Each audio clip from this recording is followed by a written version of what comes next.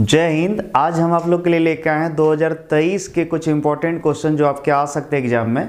और ये जो मॉडल सेट है ये पिछले साल का मॉडल सेट है 2021-22 का, जो 22 में एग्जाम हुआ था उससे काफ़ी क्वेश्चन टच किया था। इसीलिए जो भी बच्चे 2023 के एग्जाम दे रहे हैं ध्यान से देखिएगा, ये सारा मॉडल सेट बिल्कुल प्रिपरेशन करना जरूरी है। अगर आप वेबसाइट देखे होंगे उसमें साफ साफ लिखा हुआ है कि इस साल का मॉडल सेट और पीछे जो मॉडल सेट है वो सारा का तैयारी करना है, तभी आपका बढ़िया स्कोर होगा।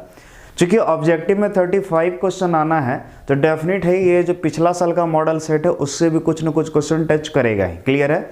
और याद रखिएगा, अच्छे स्कोर करने के लिए आपको पूरा एकदम अच्छे हर एक साल का मॉडल सेट तैयारी करना ही होगा। इसलिए आज स्टार्ट करते हैं मॉडल सेट। तो ध्यान से देखिए, पहला मॉडल सेट तो ये 2021-22 का, यानी जो 22 में बच्चे दिए थे उनका है, लेकिन फिर भी आप लोग को देखना है। चलिए पहला क्वेश्चन स्टार्ट करते हैं। क्या बोल रहा है क्वेश्चन देखिए, बोल रहा है if the distance of A point from A positive charge increases the value of potential at point. यानी क्या बोल रहा है, एक पॉइंट चार्ज है उससे डिस्टेंस बढ़ा दिए तो इलेक्ट्रिक पोटेंशियल का वैल्यू क्या होगा। तो इलेक्ट्रिक पोटेंशियल का वैल्यू याद करो, V इक्वल टू, ठीक है, अगर याद हो आप लोग को, V इक्वल टू होता है 1/4 pi epsilon naught Q by आर। तो सोचो अगर डिस्टेंस बढ़ा दिए यानी R बढ़ा दिए डिस्टेंस, तो डेफिनेट V क्या होगा, घट जाएगा। इसका सही आंसर है डिक्रीज कर जाएगा, डिक्रीजेज, ठीक है, यानी विभव का मान घटेगा। क्लियर है? पहला का आंसर B। नेक्स्ट अगर देखा जाए, ध्यान से देखिए सेकंड क्वेश्चन क्या बोल रहा है, बोल रहा है two charges spheres are separated at a distance D exert a force F on each other. यानी दो चार्ज स्फीयर है उसको D डिस्टेंस पर सेपरेट किए तो फोर्स कितना लग रहा है, F लग रहा है। If charges are double and distance between them is doubled, then the force is, मतलब चार्ज को भी डबल कर दिया गया और जिसके बीच जो डिस्टेंस उसको भी डबल कर दिया, तब फोर्स क्या होगा। तो सिंपल सा फोर्स अगर देखा जाए तो फोर्स जो होता है वो डायरेक्टली प्रोपोर्शनल होता है Q1 इंटू Q2 और इनवर्सली प्रोपोर्शनल होता है R²। तो सोचो अगर ये डबल कर दिए, ये भी 2 गुना और ये भी 2 गुना और जो डिस्टेंस उसको भी 2 गुना, तो 2 का स्क्वायर। तो अगर बात करें तो इसको कटा छटक देखो 1 आएगा। कितना आएगा? 1। यानी फोर्स डायरेक्टली प्रोपोर्शनल टू 1, यानी जितना है उतना ही गुना रह जाएगा। यानी फोर्स अगर F था तो F ही रहेगा, वो चेंज नहीं होगा। इसका आंसर A नंबर। नेक्स्ट क्या बोल रहा है 3 नंबर, बोल रहा the relation between electric field and potential ways, यानी विद्युत क्षेत्र और विभवांतर के बीच का रिलेशन, संबंध क्या है। तो याद करो हम सिखाए थे संबंध E equal to -dV/dx, A number. Clear है? नेक्स्ट क्वेश्चन नंबर 4 देखते हैं क्या बोल रहा है, बोल रहा है a positively charge glass rod attracts an object, the object must be. यानी क्या बोल रहा है, एक कांच का छड़ है जो धनावेशित है, क्लियर है, और वो क्या कर रहा है, अट्रैक्ट कर रहा है दूसरे छड़ को, ठीक है, तो उस पर क्या होगा।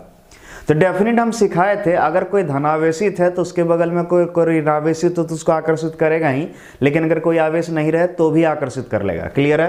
तो इसका आंसर ऋणावेशित या अनावेशित, आंसर C नंबर। क्लियर है? नेक्स्ट क्वेश्चन नंबर 5, ध्यान से देखिए क्या बोल रहा है, बोल रहा है यदि एक समांतर प्लेट संधारित्र के प्लेटों के बीच एक परावैद्युत डाला जाए। समांतर प्लेट संधारित्र के प्लेटों के बीच क्या डाल दिए हैं, परावैद्युत डाल दिए, तो उसकी धारिता का मान तो डेफिनेट बढ़ेगा, क्योंकि संधारित्र के प्लेटों के बीच अगर कभी परावैद्युत डाले या चालक डाल दे तो उसका धारिता क्या होगा, बढ़ जाता है। तो B नंबर बढ़ता है। नेक्स्ट क्या बोल रहा है 6 नंबर, बोल रहा है ओम का नियम तब मान्य होता है जब चालक का तापमान, सिंपल से याद रखना, ओम का मान तभी मान्य होता है जब चालक का तापमान यानी ताप क्या हो, नियत हो। तो इसका आंसर जाएगा D, स्थिर मतलब कांस्टेंट। नेक्स्ट 7वां नंबर बोल रहा है गैर प्रतिरोध का उदाहरण है गैर ओमिक, यानी जो ओम के नियम का पालन नहीं करे। सिंपल से गैर ओमिक, तांबे का तार ये ओमिक होगा, फिलामेंट लैम्प ये भी ओमिक होगा, कार्बन प्रतिरोध ओमिक होगा, और D डायोड जो होगा यही गैर ओमिक होगा यानी नॉन ओमिक। क्यों? डायोड अर्धचालक और अर्धचालक कोई भी ओम के नियम का पालन नहीं करता है। नेक्स्ट ध्यान से देखिए क्वेश्चन नंबर 8 क्या बोल रहा है, बोल रहा है विद्युत परिपथों के लिए किरचॉफ के पहले और दूसरे नियम के परिणाम है। ठीक है, किसका? विद्युत परिपथों के लिए किरचॉफ का पहला नियम और दूसरा नियम का परिणाम। तो ध्यान से देखिए, पहला नियम याद करो आवेश संरक्षण पर होता है और दूसरा जो नियम है वो ऊर्जा संरक्षण पर होता है। क्लियर है? तो ध्यान से देखिए क्रमशः आवेश तथा ऊर्जा का संरक्षण B नंबर। क्लियर है? नेक्स्ट 9 नंबर क्वेश्चन बोल रहा है 1 कूलम आवेश के लिए इलेक्ट्रॉनों की संख्या कितना है, 1 कूलम। तो सिंपल सा फॉर्मूला लगाना है यहाँ Q इक्वल टू NE तो n इक्वल टू कितना हो जाएगा Q by Q means charge है 1 कूलम, E का वैल्यू 1.6 इंटू 10⁻⁻19 कूलम। सॉल्व करोगे, ठीक है, कितना बार करवाएं, इसका वैल्यू आएगा 6.25 इंटू 10⁻18। नेक्स्ट ध्यान से देखिए क्या बोल रहा है, एक Q त्रिज्या R की एक गौसीय गोलाकार सतह से घिरा है, यदि त्रिज्या को दोगुनी कर दी जाए तो बाहरी विद्युत प्रवाह होगा। विद्युत यहाँ प्रवाह छप गया, प्रवाह यहाँ नहीं लिख करके क्या होना चाहिए, फ्लक्स होना चाहिए, विद्युत फ्लक्स, तो विद्युत फ्लक्स होगा। ठीक है, ध्यान समझिए। तो याद रखिएगा, चाहे त्रिज्या दोगुना कर दे, आधा कर दे, कुछ भी कर दे, फ्लक्स नहीं बदलता। फ्लक्स तब बदलता है जब आवेश बदल दिया जाता है, और आवेश को यहाँ नहीं बदल के क्या बोल रहा है, त्रिज्या दोगुनी कर दे तो उससे फ्लक्स कोई प्रभावित नहीं रहेगा। तो यानी आंसर जाएगा सी, अपरिवर्तित रहता है। नेक्स्ट क्वेश्चन नंबर 11 देखिए क्या बोल रहा है, बोल रहा है तांबे के पतले तार की तुलना में तांबे की छड़ का विशिष्ट प्रतिरोध। ठीक है, तो सिंपल से अगर विशिष्ट प्रतिरोध का बात करें या जो प्रतिरोधकता उसको कहते हैं, याद रखिए वो पदार्थ बदलेंगे तभी बदलेगा, लंबाई चौड़ाई मोटाई ये सब बदलने से कुछ नहीं होता है। चूंकि यहाँ पर बोल रहा है सब दोनों तांबा ही है, तो सिंपल सा वही रहेगा, इसका आंसर जाएगा वही, यानी सेम रहेगा, कोई चेंज नहीं होगा। नेक्स्ट चलिए देखते हैं क्वेश्चन नंबर 12, बोल रहा है विद्युत फ्लक्स का एसआई मात्रक। तो आपको पता होगा विद्युत फ्लक्स का एसआई मात्रक क्या होता है, वोल्ट मीटर। क्या होता है, वोल्ट मीटर।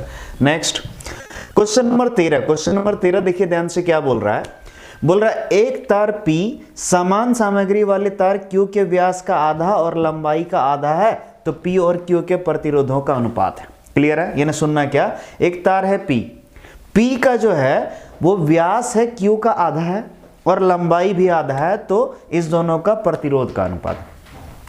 तो सबसे पहले फॉर्मूला समझना होगा, प्रतिरोध याद करो, R इक्वल टू होता था रो इंटू एल बाय ए को हम लिख सकते हैं पाई R स्क्वायर। क्लियर है, इतना जरूर जानते होंगे, जो कांस्टेंट रहता है उसको हटा सकते हैं। तो रो और पाई कांस्टेंट है, तो R समानुपाती होगा L by R square, L by R square. Clear है, L मतलब लंबाई, लंबाई कितना है, आधा है। ठीक है, तो इसको कर दो R, ये आधा है यानी 1/2।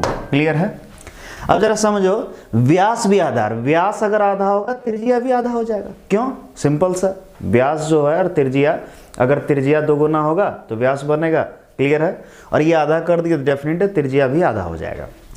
तो सिंपल सा, त्रिज्या भी आधा कर दिया तो आधा यानी 1/2 का होल स्क्वायर, ये R के जगह, L के जगह 1/2 रखे और R के जगह 1/2 का होल स्क्वायर। तो R समानुपाती अगर कितना हो जाएगा, 1/2 इंटू कितना 1/4, अगर कटा दें 2 आएगा, इसको ऊपर ले जाए 2/1, आंसर 2:1। क्लियर है, 2 अनुपात 1 है, सी नंबर, इसका आंसर कितना है, सी नंबर। क्लियर है। नेक्स्ट क्वेश्चन नंबर 14 क्या बोल रहा है, बोल रहा है उस पदार्थ का मान बताइए जो तापमान में वृद्धि के साथ कम प्रतिरोध देता है। यानी ताप बढ़ाएंगे तो प्रतिरोध क्या होगा, घटेगा। उस पदार्थ का नाम तो सिंपल सा सिलिकॉन। क्यों, सिलिकॉन अर्धचालक, अर्धचालक का तापमान बढ़ाएंगे तो प्रतिरोध घटेगा। क्वेश्चन नंबर 15 क्या बोल रहा है, देखिए बोल रहा है एक इलेक्ट्रॉन एक समान चुंबकीय क्षेत्र के लंबवत प्रवेश करता है। क्या बोल रहा है, एक इलेक्ट्रॉन एक समान चुंबकीय क्षेत्र के लंबवत प्रवेश करता है, तो इलेक्ट्रॉन का पथ होगा, किसका पथ, इलेक्ट्रॉन का। तो सिंपल सा बाबू, अगर एक इलेक्ट्रॉन एक समान चुंबकीय क्षेत्र के क्या गति कर रहा, लंबवत, तो उसका इलेक्ट्रॉन का पथ, हम सिखाए थे किसी भी चुंबकीय क्षेत्र में अगर आवेशित करना उसके लंबवत गति करता तो उसका पथ वृत्ताकार होता है। इसका आंसर ये ए नंबर वृत्तीय। नेक्स्ट ध्यान से देखिए क्वेश्चन नंबर 16 क्या बोल रहा है, बोल रहा है यदि ई ए अपनी अक्षीय रेखा पर एक बिंदु पर एक छोटे द्विध्रुव के विद्युत क्षेत्र की ताकत हो, तो ई समान दूरी पर भूमध्य रेखा पर हो, तो भूमध्य यानी इक्वेटर पर, इक्वेटोरियल लाइन पर, तो इसके भी संबंध क्या होगा। तो याद कर हम सिखाए थे किस जमाने में, ई एक्सियल बराबर 2 इंटू ई इक्वेटोरियल, यानी विश्वत अक्षीय रेखा पर विद्युत क्षेत्र तीव्रता विश्वतीय का 2 गुना होता है। क्लियर है, तो इसका आंसर देखिए जाएगा A B number, E A equal to 2ई। क्लियर है, यहाँ ई एक्सियल ई इक्वेटोरियल है। नेक्स्ट क्वेश्चन क्या बोल रहा है, ध्यान से देखिए, बोल रहा है एक ही दिशा में धारा प्रवाहित करने वाले 2 समांतर चालक होंगे। समझना ध्यान से, एक ही दिशा में, यानी करंट इसमें अगर ऊपर चल रहा है तो इसमें भी ऊपर चल रहा है। मान लो इसमें I1 इसमें I2, तो ये क्या करेगा। ठीक है, तो सिंपल सा हम आपको बताए थे कि सबसे पहले चुंबकीय क्षेत्र निकालो, करंट अगर ऐसे चल रहा है चुंबकीय क्षेत्र अंदर हो गया क्रॉस, क्लियर है। और फिर देखो यहाँ पर करंट अगर ऐसे चल रहा है तो यहाँ चुंबकीय क्षेत्र ऐसे यानी डॉट, क्लियर है। तो सोचो अगर एक डॉट है एक क्रॉस है, दोनों उल्टा है, तो डेफिनेट वो क्या करेगा, आकर्षित करेगा। क्या करेगा, आकर्षित। तो इसका आंसर जो होगा एक दूसरे को आकर्षित करेंगे, ए नंबर। क्वेश्चन नंबर 18 बोल रहे एक संधारित्र की धारिता का मात्रक होता है फैराड। याद रखिए सी नंबर फैराड, संधारित्र की धारिता का मात्रक फैराड। ध्यान से देखिए क्वेश्चन नंबर 19 कितना आसान है, ध्यान से देखिए। बोल रहे एम्पियर के परिपथीय नियम के अनुसार, एम्पियर का परिपथीय नियम पढ़े होंगे, integration B dot D L mu naught I, B number, clear है। नेक्स्ट क्वेश्चन नंबर 20 क्या बोल रहा है, बोल रहे एक आवेश की एक समान चुंबकीय क्षेत्र बी में घूम रहा है जैसे कि वेग बी मतलब चुंबकीय क्षेत्र के लंबवत हो तो आवेश पर लगने वाला बल है। सिंपल सा चुंबकीय क्षेत्र में लगने वाला बल होता है Q V B sine theta, Q V B sine theta. अब सोचो Q V B sine theta, ठीक है। थीटा का वैल्यू कितना लेंगे, 90, लंबवत है तो 90, और साइन 90 का वैल्यू कितना होता है 1, तो इसका आंसर जाएगा क्यू वी बी इंटू 1, तो इसका आंसर जाएगा क्यू वी बी, क्लियर है ऑप्शन, देखिए बी नंबर, ठीक है। नेक्स्ट क्या बोल रहा है देखिए 21 नंबर बोला लॉरेंज बल के लिए व्यंजक, लॉरेंज बल के लिए व्यंजक। तो सिंपल सा लॉरेंज बल के लिए व्यंजक याद करो, ठीक है, Q E plus V vector cross B vector, clear है, ये जगह C number. Next question number 22 क्या बोल रहा है चुंबकीय विस्वत रेखा पर नमन कोण का मान क्या होता है। चुंबकीय विस्वत यानी मैग्नेटिक इक्वेटर, और इक्वेटर पर नमन कोण कितना होता है 0, ध्रुव पर 90 डिग्री लेकिन इक्वेटर पर 0 डिग्री, तो इसका आंसर ये ए नंबर। नेक्स्ट क्या बोल रहा है ध्यान से देखिए, जिस स्थान पर पृथ्वी के चुंबकीय क्षेत्र का क्षैतिज घटक और ऊर्ध्वाधर घटक क्या है, बराबर है, तो उस स्थान पर नमन कोण क्या होगा। ध्यान समझिए, बोल रहा है किसी स्थान पर पृथ्वी का चुंबकीय क्षेत्र का क्षैतिज घटक और ऊर्ध्वाधर घटक दोनों का मान क्या है, बराबर है, तो डेफिनेट क्या होगा उस जगह नमन कोण, ध्यान से देखना। सबसे पहले अगर बात करें, याद करो बी एच बराबर होता है बी कॉस डेल, और बी भी बराबर होता है बी साइन डेल। इस दोनों का अनुपात करें, इसको B V by B H equal to क्या होगा, देखो तो बी साइन डेल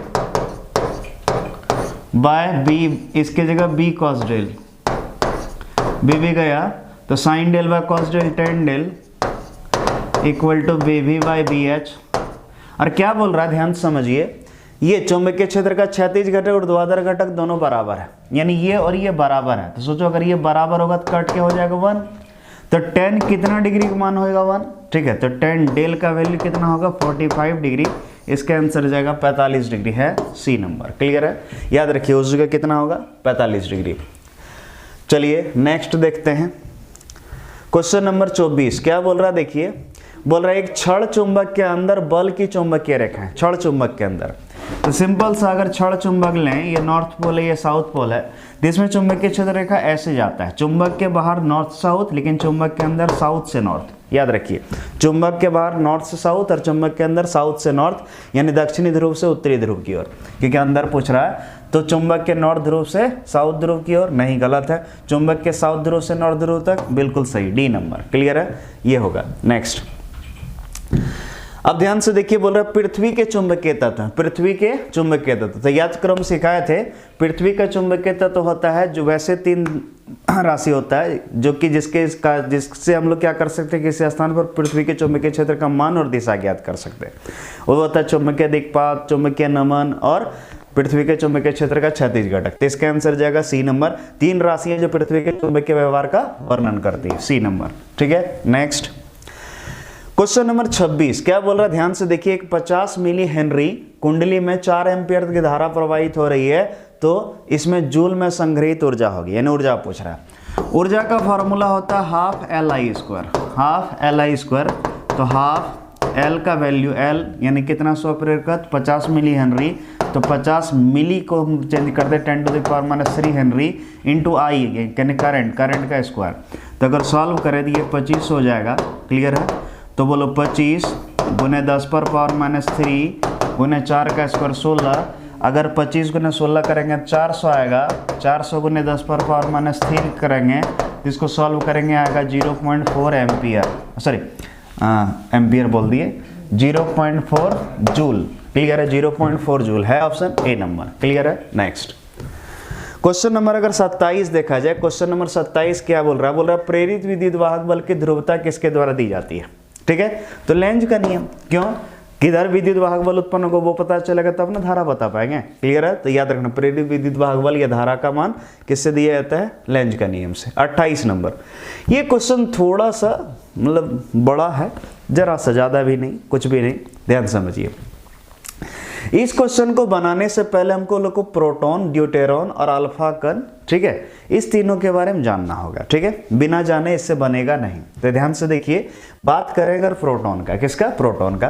तो याद रखिए प्रोटॉन का आवेश जो होता है अगर E है, याद रखिए प्रोटॉन का आवेश अगर +E होता है और द्रव्यमान अगर कितना m है मान लो। ठीक है, तो सबसे पहले समझिए दूसरा ड्यूटेरॉन। अगर ड्यूटेरॉन का बात करें तो इसका भी आवेश +E ही रहेगा, लेकिन द्रव्यमान जो है 2m होगा, यानी प्रोटॉन का द्रव्यमान का 2 गुना। और अगर अल्फा कण का बात करें तो इसका आवेश 2 गुना हो जाएगा +2E, लेकिन याद रखिएगा इसका द्रव्यमान 4 गुना हो जाएगा। क्लियर है, ये जब तक नहीं समझोगे तब तक क्लियर नहीं होगा। याद रखिए प्रोटॉन का आवेश अगर +E और द्रव्यमान m है तो ड्यूटेरॉन का आवेश जो होगा वो +E रहेगा, लेकिन द्रव्यमान प्रोटॉन का 2 गुना होगा। अल्फा कण का आवेश जो है प्रोटॉन का आवेश का 2 गुना होगा, लेकिन द्रव्यमान 4 गुना होगा। ये अगर जानते हो ये तीनों के बारे में, प्रोटॉन, ड्यूटेरॉन, अल्फा कण, तभी निकलेगा, नहीं तो नहीं निकलेगा। पहला चीज ये पता होना चाहिए। दूसरा नंबर एक और चीज पता होना चाहिए हमको, गतिज ऊर्जा फॉर्मूला। याद करो साइक्लोट्रॉन जब पढ़ाए थे, साइक्लोट्रॉन में हम गतिज ऊर्जा काइनेटिक एनर्जी का फॉर्मूला लिखवाए थे, 1/2 Q² B² R²/m। क्लियर है। तो यहाँ पर जो है ध्यान समझिएगा, यहाँ क्या बोल रहा है? बोल रहा है एक प्रोटॉन, एक ड्यूटेरॉन और एक अल्फा कण समान गतिज ऊर्जाएं होती है, यानी इस तीनों की गतिज ऊर्जा क्या बोल रहा है? समान। बोल रहा है कि जब समान चुंबकीय क्षेत्र में लगाया जाता है तो उनके पथों के त्रिज्या की तुलना करें, यानी त्रिज्या का अनुपात पूछ रहा है, R पूछ रहा है। और साफ साफ बोल रहा है कि यहाँ गतिज ऊर्जा और चुंबकीय क्षेत्र दोनों सेम है। क्लियर है। तो सबसे पहले हम क्या करेंगे? त्रिज्या का फॉर्मूला निकालेंगे। तो बोलो R² अगर रखें तो R² बराबर कितना हो जाएगा? इसको इधर ले जाएंगे m × Ke। क्लियर है। अच्छा 2b आ गया, 2m Ke बाय कितना आएगा? Q² B²। ये आ रहा। सबसे पहले एक काम करो, जो जो कांस्टेंट है ना उसको हटा दो। और कांस्टेंट से पहले एक और चीज़ ध्यान दो, यहाँ पर स्क्वायर है, अगर इसको हम हटा दें, ठीक है, अगर हम सिर्फ R लिखें तो ये रूट हो जाएगा। क्लियर है, ये R का वैल्यू आ जाएगा।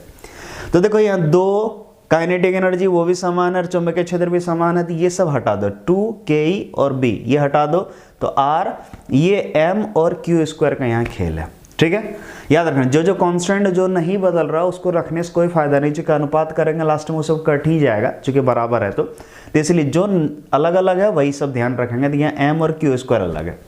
तो चलो अनुपात करते हैं। ठीक है, तो चलो ध्यान से देखो कहाँ जगह कहाँ भाई, ठीक कहीं तो मिलना चाहिए। अच्छा चलो इसी में कर देते हैं, इस जगह में समझ जाना। ठीक है, तो चलो अनुपात यहाँ कर देते हैं, इस जगह सॉल्व कर देते हैं, इधर आंसर देख लेना। तो बोलो अनुपात निकालते हैं। तो चलो डायरेक्ट लिखना शुरू करो। बोलो इसका कितना? m/Q²। m/Q², सिर्फ यही लेना, m/Q²। तो बोलो चलो प्रोटॉन का लेते हैं। तो प्रोटॉन का m द्रव्यमान कितना लिए? m ले लो, बाय Q², Q यानी आवेश का स्क्वायर, तो आवेश कितना है? E यानी E का स्क्वायर। अनुपात करो। फिर क्या है? ड्यूटेरॉन। ड्यूटेरॉन का द्रव्यमान कितना है? 2m, ले लो 2m, बाय कितना? आवेश का स्क्वायर, Q² यानी आवेश का स्क्वायर यानी E²। ठीक है, फिर बताओ। ठीक है, फिर किसका लेंगे? अल्फा का। द्रव्यमान कितना है? 4m, ले लिए 4m, बटे आवेश का स्क्वायर Q², तो इसका स्क्वायर करेंगे तो आ जाएगा 4E²। 4 से 4 कट गया, m से m कट गया सब, और E² से E² सब कट गया। तो क्या बचा? यहाँ कुछ नहीं बचा, 1 बचा इस 2, यहाँ √2 बचा इस 2, और यहाँ भी 1, तो 1 = √2 = 1, तो इसका आंसर जाएगा B नंबर। क्लियर है?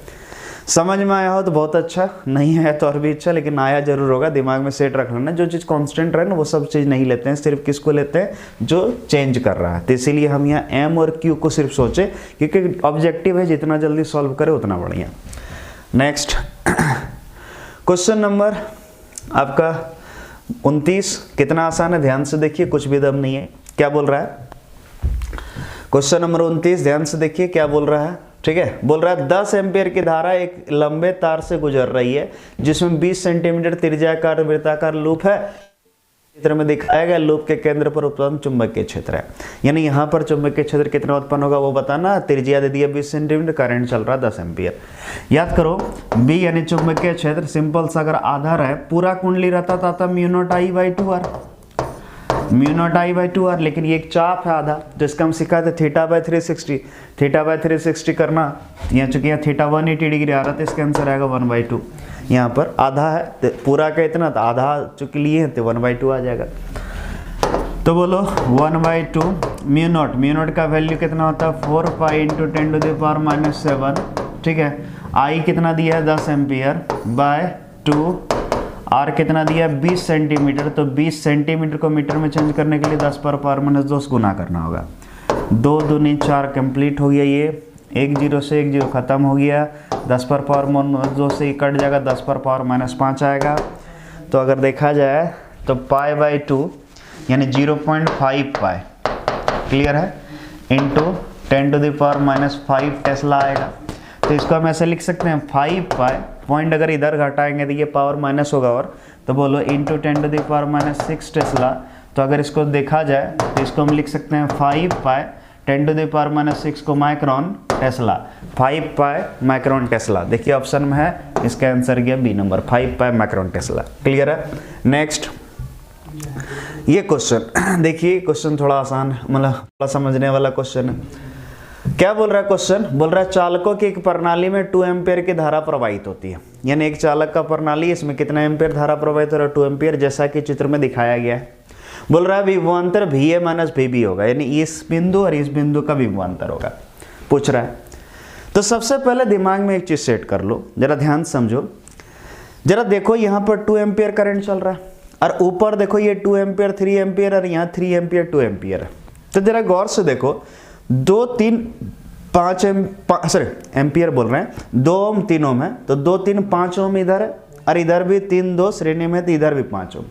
यानी ऊपर का प्रतिरोध नीचे का प्रतिरोध अगर सेम है तो डेफिनेट है अगर जितना करंट इसमें चलेगा उतना ही इसमें चलेगा। तो अगर करंट यहाँ 2 एम्पियर आ रहा है और 2 एम्पियर इधर और इधर बराबर बढ़ना है, तो इधर कितना चल जाएगा 1 एम्पियर, और इधर भी कितना जाएगा 1 एम्पियर। ये पता चल गया। और हमको क्या कर रहा है, हमको इस बिंदु और इस बिंदु यानी ए और बी का विभव का अंतर पूछ रहा है, यानी VA माइनस VB पूछ रहा है। तो एक काम करते हैं, सबसे पहले क्या करते हैं, हम इस दोनों, ये बिंदु D और A, इस दोनों के बीच का विभवांतर निकाल लेते हैं। तो मान लेते हैं इस बिंदु का विभव जो है वो है VD, और इस बिंदु का विभव VA। ठीक है, तो इसका अंतर निकालेंगे, यानी विभवांतर इस दोनों बिंदु का। तो विभवांतर निकालने के लिए पढ़े होंगे फॉर्मूला विभवांतर का, V बराबर होता है I इंटू R। तो बोलो करंट इसमें कितना चल रहा है 1 एम्पियर, और रेजिस्टेंस कितना 2, तो 1 इंटू 2 यानी आंसर हो गया 2 वोल्ट। कितना वोल्ट 2 वोल्ट। क्लियर है। अब अगर देखा जाए 2 वोल्ट, इसको समीकरण 1 मान लेते हैं। फिर उसी तरह इसके और इसके बीच का विभवांतर निकाल लेते हैं, इस बिंदु D और B के बीच का। तो D का विभव कितना है VD माइनस इसका VB। तो बोलो इस दोनों बिंदु का विभवांतर हो गया, कितना हो गया, तो सिंपल से इसमें करंट चल रहा 1 एम्पियर और रेजिस्टेंस है 3 ओम, तो 1 इंटू 3 यानी 3 वोल्ट। समीकरण 2। अब हमको लेकिन चाहिए ये नहीं चाहिए, हमको चाहिए VA माइनस VB। क्लियर है। तो कैसे करेंगे, तो समीकरण 2 में समीकरण 1 को घटा दो, समीकरण 2 में समीकरण 1 को घटा दो, देखो क्या आएगा। तो समीकरण 2 VD minus VB minus VD, और घटा रहे तो ये प्लस हो जाएगा VA बराबर, इसको इधर घटाओ 3 वोल्ट माइनस 2 वोल्ट। अगर देखा जाए तो ये प्लस था माइनस था कट गया, तो ये VA माइनस VB बराबर 3 वोल्ट माइनस 2 वोल्ट कितना आएगा 1 वोल्ट। तो आंसर निकल गया VA माइनस VB कितना 1 वोल्ट। क्लियर है। देखिए है ऑप्शन +1 वोल्ट, ये बी नंबर। क्लियर है। VA माइनस VB कितना आया +1 volt, B number answer. Next क्या बोल रहा है, ध्यान से देखिए। बोल रहा है प्रतिरोधों को मापने के अन्य तरीकों के तुलना में व्हीटस्टोन ब्रिज सटीक क्यों होता है? तो सटीक इसलिए होता है क्योंकि ये शून्य विधि पर वर्क करता है। कारण क्या, शून्य विधि पर अगर कर रहा जरा सा भी ये क्या करेगा, जरा सा भी ऊर्जा का क्षति नहीं करेगा। गैल्वेनोमीटर को कुछ एक्स्ट्रा ऊर्जा नहीं चाहिए, जरा सा भी ये प्रतिरोध को क्षय नहीं करेगा, विभव का क्षय नहीं करेगा, इसलिए इसकी सटीक है, एकदम बिल्कुल शुद्धता से नापेगा।